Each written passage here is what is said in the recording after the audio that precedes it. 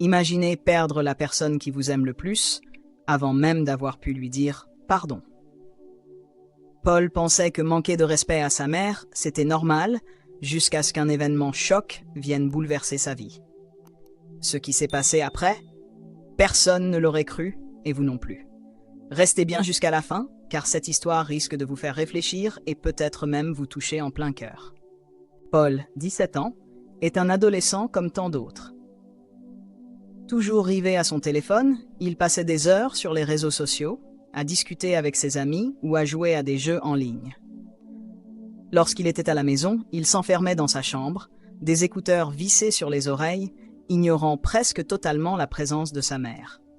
Il ne voyait pas l'importance des efforts qu'elle faisait pour lui, ni le poids des responsabilités qu'elle portait sur ses épaules. Pour lui, tout ce qu'elle faisait était normal, voire insignifiant. Rose, sa mère, était une femme douce et dévouée. Veuve depuis plusieurs années, elle élevait son fils seule, jonglant entre son travail et les tâches domestiques pour lui offrir une vie confortable. Chaque matin, elle se levait tôt pour préparer son petit déjeuner, veillant à ce qu'il ait toujours de quoi manger avant d'aller en cours. Le soir, malgré sa fatigue, elle s'assurait qu'il rentre dans une maison propre, avec un repas chaud sur la table. Pourtant, ces gestes d'amour passaient inaperçus aux yeux de Paul, qui les considérait comme des obligations, plutôt que comme des sacrifices. Un jour, alors qu'elle venait de rentrer du travail après une longue journée, Rose trouva la chambre de son fils en désordre total.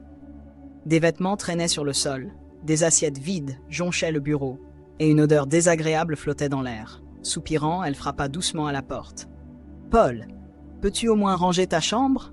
demanda-t-elle d'une voix fatiguée. Paul, allongé sur son lit, les yeux rivés sur son écran, leva à peine la tête. « Tu n'as qu'à le faire toi-même, c'est ton rôle, non ?» répondit-il d'un ton désinvolte. Rose sentit une pointe de tristesse lui serrer le cœur. Depuis quelque temps, son fils lui parlait avec de moins en moins de respect. Elle tenta de garder son calme. « Paul, je fais tout pour toi. Un peu de respect, s'il te plaît. » Paul leva les yeux au ciel et éclata de rire, moqueur. « Ouais, c'est bon !» souffla-t-il avant de remettre ses écouteurs et de l'ignorer complètement. Rose baissa la tête et quitta la pièce sans un mot, les larmes aux yeux.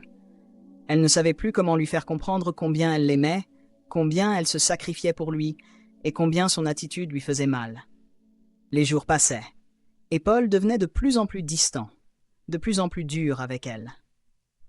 Lorsqu'elle lui demandait un service, il soupirait bruyamment, lançait des remarques blessantes ou l'ignorait tout simplement. Devant ses amis, il lui parlait avec mépris, comme si elle n'était qu'un fardeau. « Ma mère est toujours sur mon dos, elle me fatigue », disait-il en plaisantant devant eux. Ses amis riaient, et Paul se sentait grand, fort, indépendant. Il ne voyait pas les yeux de sa mère briller de tristesse chaque fois qu'il lui manquait de respect.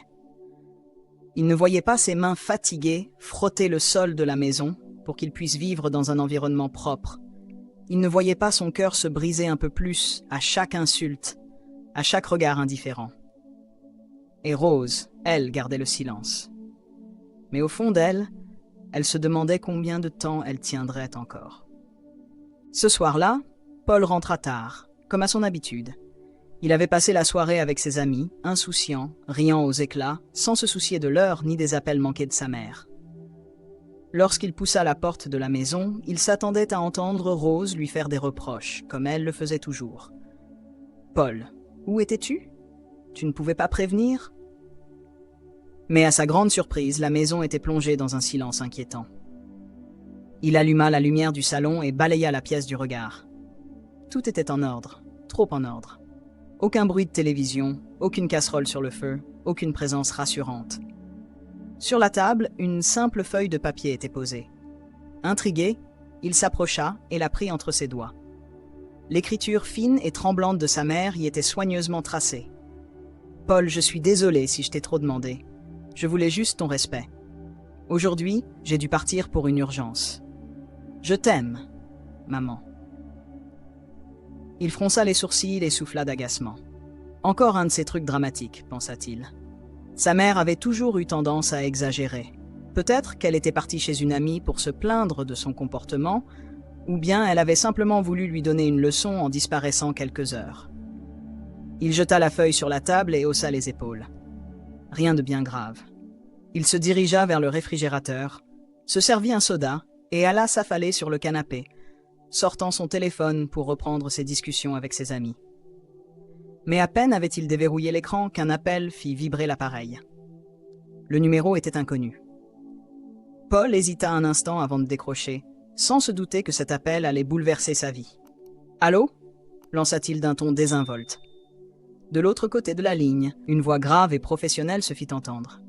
« Monsieur, c'est l'hôpital central. Votre mère a eu un malaise. Elle est en soins intensifs.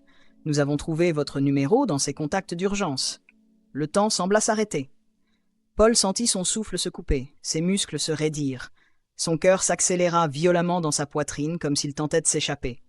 « Quoi » bredouilla-t-il. « Non, ça doit être une erreur. »« Je suis désolé, monsieur. Nous vous conseillons de venir le plus vite possible. » La ligne se coupa. Paul resta figé, le téléphone tremblant dans sa main. Son esprit refusait de comprendre, mais une angoisse froide s'empara de lui, lui glaçant le sang. Il lâcha son téléphone, qui tomba sur le sol dans un bruit sourd. Ses jambes faiblirent sous lui. Il n'arrivait plus à respirer. Sa mère, en soins intensifs. Une vague de panique monta en lui, balayant son insouciance en un instant. Son arrogance, sa négligence, son mépris, tout lui revint en mémoire comme un coup de poignard. Toutes ces fois où il l'avait ignoré, toutes ces paroles blessantes qu'il lui avait crachées sans réfléchir. Et s'il était déjà trop tard? Paul courait à travers les couloirs froids et impersonnels de l'hôpital, son cœur battant à tout rompre. Chaque pas résonnait comme un coup de marteau dans sa poitrine. L'écho de son indifférence passée le frappant de plein fouet. Il n'avait jamais ressenti une peur pareille, une angoisse aussi déchirante. Il priait intérieurement pour que tout cela ne soit qu'un cauchemar, pour se réveiller dans son lit et retrouver sa mère saine et souriante.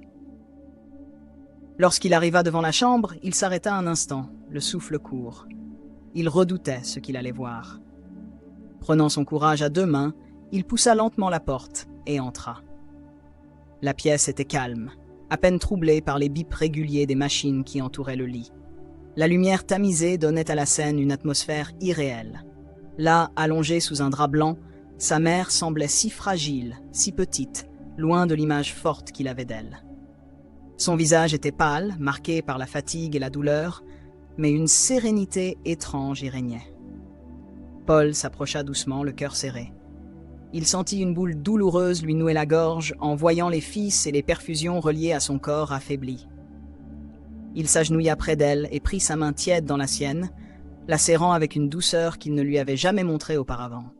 « Maman, je suis désolé, » murmura-t-il, sa voix tremblante sous l'émotion. Il s'attendait à ce qu'elle ne réponde pas, qu'elle dorme profondément, emportée par la fatigue et les médicaments. Mais contre toute attente, Rose ouvrit lentement les yeux. Son regard fatigué se posa sur son fils, et un sourire faible, mais sincère, étira ses lèvres. « Paul, tu es là !» souffla-t-elle d'une voix à peine audible. Il hocha la tête, incapable de parler, les larmes lui brûlant les yeux. « Tout ce que je voulais, c'était que tu sois heureux et respectueux. » ajouta-t-elle en le regardant avec tendresse. Ces mots frappèrent Paul en plein cœur. C'était donc ça, ce qu'elle attendait de lui depuis toutes ces années? Pas des cadeaux, pas des grandes réussites, juste du respect. Un simple mot, un simple geste pour lui montrer qu'il reconnaissait tout ce qu'elle faisait pour lui. Il repensa à toutes les fois où il l'avait ignorée, où il lui avait répondu sèchement, où il l'avait traitée comme si elle n'était qu'un obstacle à sa liberté. Tous ces souvenirs lui revinrent comme un torrent incontrôlable. Il aurait tout donné pour remonter le temps, pour effacer chacune de ses paroles blessantes, pour l'avoir prise dans ses bras au lieu de la repousser. Brisé par le remords, il s'effondra en larmes, sa main serrant celle de sa mère comme si elle risquait de disparaître à tout instant. « Maman, je t'en prie, pardonne-moi » sanglota-t-il. Rose, malgré sa faiblesse, caressa doucement la joue de son fils avec un sourire tendre. « Tu es mon fils, Paul, je t'ai toujours pardonné. » À cet instant précis, Paul comprit que l'amour d'une mère était inconditionnel. Mais comprendrait-il trop tard? Après cette nuit à l'hôpital, quelque chose en Paul s'était brisé. Ou peut-être était-ce quelque chose qui venait enfin de s'éveiller en lui. Il ne voyait plus sa mère de la même manière. Chaque ride sur son visage, chaque marque de fatigue dans ses yeux lui rappelait les sacrifices qu'elle avait faits pour lui. Et il ne voulait plus jamais être la cause de sa douleur. Dès le lendemain, il prit une décision. Il devait changer. Il ne pouvait pas effacer le passé, mais il pouvait construire un avenir meilleur. Il commença par de petits gestes. Lorsqu'il rentra à la maison, au lieu d'aller directement dans sa chambre, il resta avec sa mère, lui demandant comment s'était passée sa journée. Il l'écoutait, réellement cette fois, sans soupirer ni lever les yeux au ciel. Quand elle préparait le dîner, il se leva instinctivement pour l'aider, mettant la table, coupant les légumes, nettoyant après le repas. Ce qui autrefois lui semblait être une corvée, lui paraissait maintenant être un moyen de lui montrer qu'il tenait à elle. Chaque matin, avant de partir, il lui disait « Je t'aime, maman ». Au début, Rose avait été surprise. Elle l'avait regardé avec des yeux remplis d'émotion, comme si elle n'arrivait pas à croire ce qu'elle entendait. Puis, petit à petit, un sourire radieux illuminait son visage chaque fois qu'il prononçait ces mots. Paul ne se contenta pas de changer en surface. Il alla voir sa mère un soir et s'assit près d'elle. « Maman », commença-t-il, baissant la tête. Rose posa son livre et leva les yeux vers lui, intriguée. « Je voulais vraiment m'excuser. Pour tout. Pour toutes les fois où je t'ai blessé, où je ne t'ai pas respecté. J'ai été horrible avec toi, et pourtant tu es toujours là. » Un silence s'installa. Rose posa sa main sur celle de son fils et lui sourit avec une douceur infinie.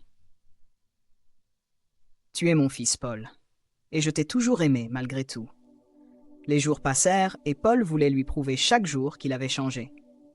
Un matin, alors que le soleil commençait à peine à se lever, Rose ouvrit les yeux et sentit une odeur délicieuse flotter dans l'air. Surprise, elle se redressa et vit sur la table de chevet un plateau soigneusement préparé. Du café chaud, des toasts croustillants, des fruits frais. À côté, une enveloppe était posée. Rose l'ouvrit avec curiosité et lut les mots écrits à la main par son fils. « Maman, tu es la meilleure chose qui me soit arrivée. Je suis désolée pour tout. Merci pour ton amour, ta patience et tout ce que tu as fait pour moi. Je promets de toujours te respecter et de te rendre heureuse. Je t'aime. » Les larmes lui montèrent aux yeux, mais cette fois, ce n'étaient pas des larmes de tristesse. C'était un bonheur pur, une joie immense, celle d'une mère qui voyait enfin son fils comprendre la valeur de l'amour et du respect. Paul, debout dans l'embrasure de la porte, lui adressa un sourire timide. « Surprise, » murmura-t-il. Rose posa la lettre contre son cœur et lui ouvrit les bras.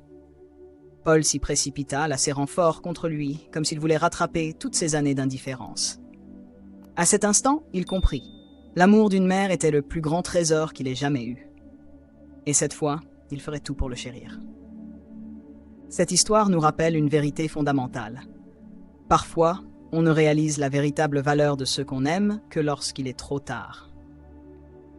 Paul a appris cette leçon de la manière la plus difficile, mais elle a changé sa vie. Ses erreurs, ses regrets, mais aussi son désir sincère de réparer les torts ont transformé son cœur et sa relation avec sa mère. Nos parents, ces piliers invisibles de notre existence, font des sacrifices immenses pour nous.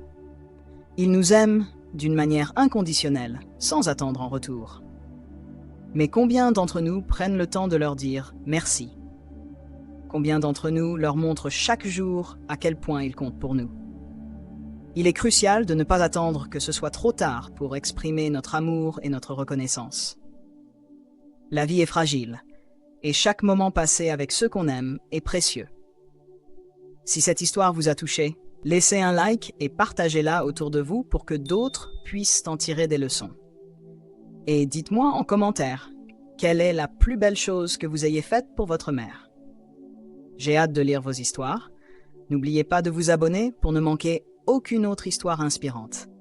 Nous avons tous une histoire à raconter et à partager.